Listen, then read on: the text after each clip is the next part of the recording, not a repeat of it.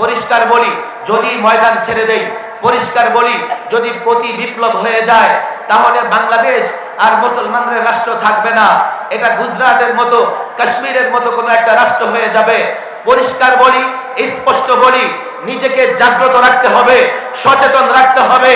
যদি হিন্দুত্ববাদী শক্তি, মূর্তি পূজারী, দেশ বিরোধী শক্তি কোন ধরনের প্রতি বিপ্লব করার চেষ্টা করে, রব্বে কাবার কসম, যার যা কিছু আছে, যে যেখানে আছে না কেন, যে যেই দল করুক না কেন, প্রত্যেকে 24 ঘন্টার নোটিশে ফ্যাসিবাদের দোষরদের বিরুদ্ধে লড়াই করবার জন্য ময়দানে নেমে আসতে হবে।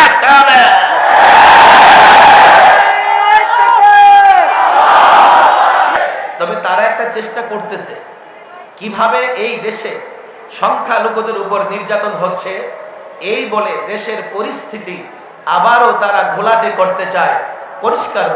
পরিষ্কার বলি, বিজয়, স্বাধীনতা আনা যতটা সহজ, তার চাইতে স্বাধীনতা রক্ষা করা কিন্তু ততটা সহজ নয়। ছাত্র জনতাকে বলি, ষড়যন্ত্র হচ্ছে। ছাত্র জনতাকে বলি, নানা দিক থেকে আমাদেরকে ছোট করবার জন্য, আলেম ওলামাকে ছোট করবার জন্য প্রপাগান্ডা চলতেছে। যাই চলুক না কেন, আমরা আমাদের অবস্থান ক্লিয়ার রাখবো। আমরা আমাদেরকে মুক্তিকামী, শান্তিকামী মানুষের কাতারে রাখবো। যারাই প্রপাগান্ডা করুক না কেন, যারা ওলামাদের বিরুদ্ধে লিখুক না কেন, যারাই মাদ্রাসা মসজিদের বিরুদ্ধে বলুক না কেন, আমাদের কিন্তু ময়দানে থাকতে হবে। যেহেতু এখানে এই অঞ্চলে তালেবানে বাংলাদেশের তালেবানরা এখানে জমায়েত হবে, তাদের সঙ্গে সাক্ষাৎ হয়ে যাবে, এটা একটা উদ্দেশ্য।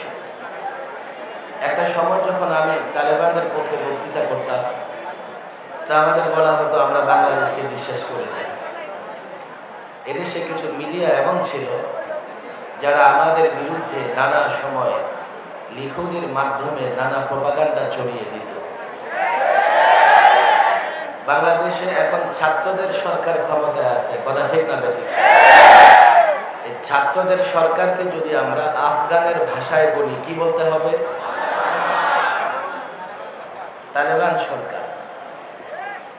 সিরাতুন নবী সাল্লাল্লাহু আলাইহি ওয়াসাল্লাম বিষয়ের উপরই আলোচনা করা দরকার।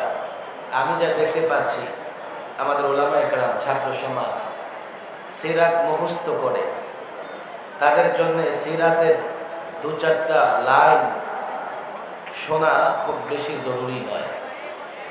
তবে একটা স্বপ্ন বলতে যে স্বপ্ন আমরা জেগে থেকে দেখি, যে স্বপ্ন আল্লামা মুফতি আমিন রাহিমাহুল্লাহ নিজে দেখতেন, আমাদের দেখাতেন। আল্লামা মুফতি আমিন রাহিমাহুল্লাহ ছাত্রদের উপরে বড় ভরসা রাখতেন, ছাত্রদেরকে খুব বিশ্বাস করতেন। এই জন্যই আজকে সেই ঐতিহাসিক শব্দ ছাত্ররা কোনোদিন বিক্রি হবে না।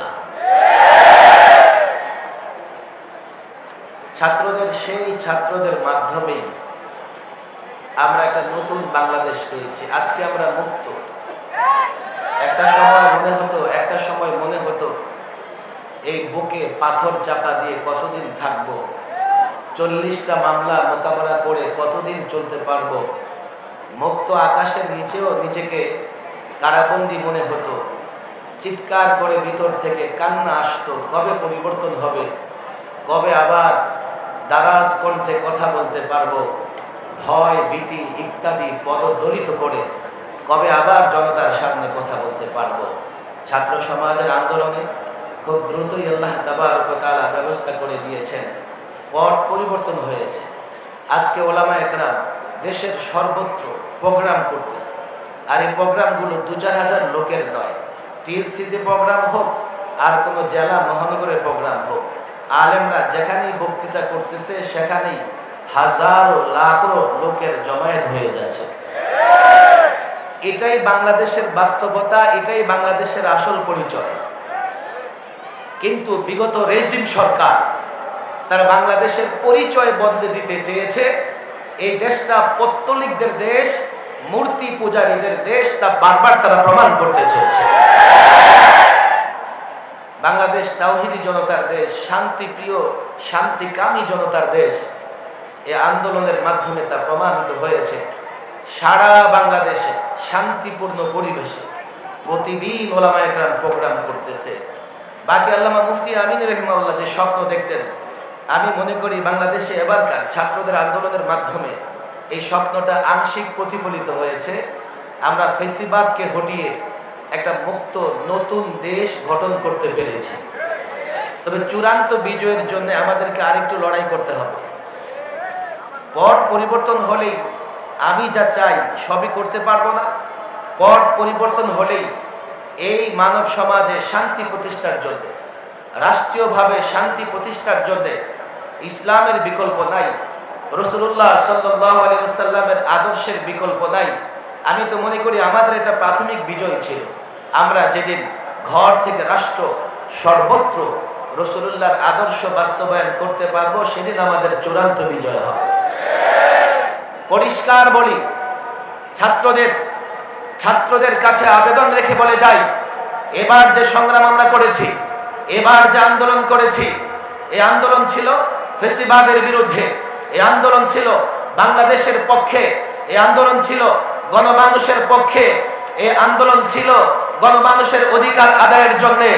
আরেকটা আন্দোলন, আরেকটা সংগ্রাম হবে, যার নেতৃত্ব দেবে বাংলাদেশের তালেবান, যার নেতৃত্ব দেবে কওমি মাদ্রাসার ছাত্ররা, যার নেতৃত্ব দেবে আলেম ওলামাদেরকে যারা মহব্বত করে তারা। আমি পরিষ্কার বলি, আগামীর অভ্যুত্থান যা হবে, আগামীর গণ আন্দোলন যা হবে, সেই গণ আন্দোলনের পরে আমরা বাংলাদেশে পরিপূর্ণ ইসলামী হুকুমত দেখতে পারবো ইনশাআল্লাহ। এর জন্যই কাজ করতে হবে। শুধু বক্তৃতা সমাবেশ করে ঘরে ফিরে গিয়ে চুপ করে বসে থাকলে হবে না। একটা সময় এখন এমন হয়েছে, আমরা চাইলে ইসলামের সৌন্দর্য ঘরে ঘরে পৌঁছে দিতে পারি। আমি ছাত্র জনতাকে বলবো, এই সময়টা আসলে আমাদের অতীতের মতো কোনো সময় নয়।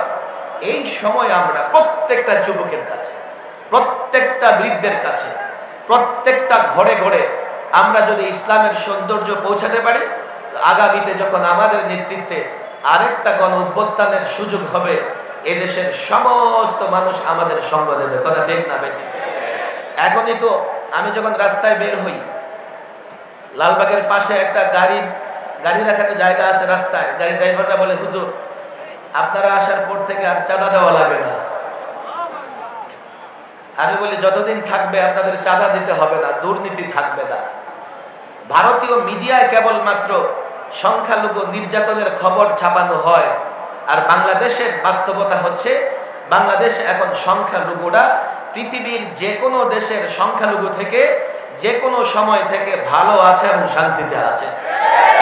তবে তারা একটা চেষ্টা করতেছে, কিভাবে এই দেশে সংখ্যালঘুদের উপর নির্যাতন হচ্ছে এই বলে দেশের পরিস্থিতি আবারও তারা ঘোলাটে করতে চায়। পরিষ্কার বলি, বিজয়, স্বাধীনতা আনা যতটা সহজ, তার চাইতে স্বাধীনতা রক্ষা করা কিন্তু ততটা সহজ নয়। ছাত্র জনতাকে বলি, ষড়যন্ত্র হচ্ছে। ছাত্র জনতাকে বলি, নানা দিক থেকে আমাদেরকে ছোট করবার জন্য, আলেম ওলামাকে ছোট করবার জন্য প্রপাগান্ডা চলতেছে।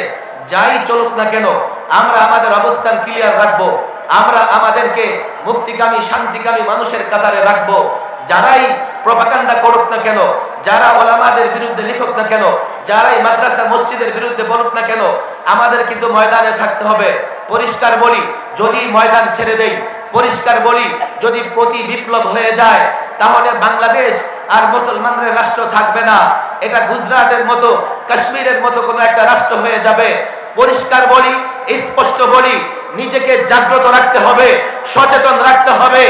যদি হিন্দুত্ববাদী শক্তি, মূর্তি পূজারী, দেশ বিরোধী শক্তি কোন ধরনের প্রতি বিপ্লব করার চেষ্টা করে, রব্বে কাবার কসম, যার যা কিছু আছে, যে যেখানে আছে না কেন, যে যেই দল করুক না কেন, প্রত্যেকে 24 ঘন্টার নোটিশে ফ্যাসিবাদের দোসরদের বিরুদ্ধে লড়াই করবার জন্য ময়দানে নেমে আসতে হবে।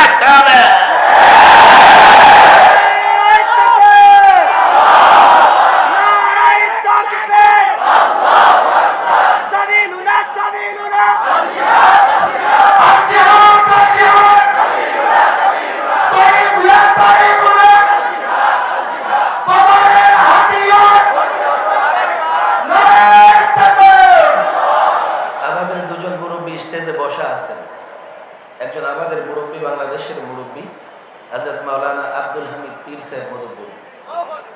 আমার ডানে বসা আছেন আমাদের বড় ভাই, দীর্ঘদিনের যোদ্ধা হযরত মাওলানা জুনায়েদ আল হাবিব সাহেব।